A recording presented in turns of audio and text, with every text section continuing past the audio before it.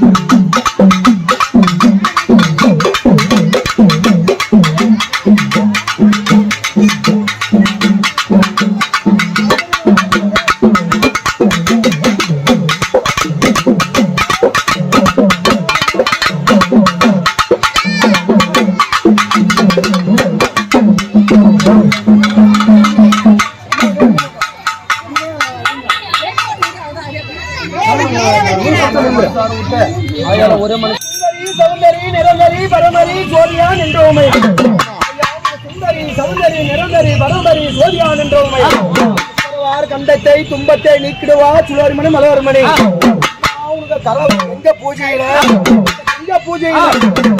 வர வேண்டும், காக்க வேண்டும், வர வேண்டும்.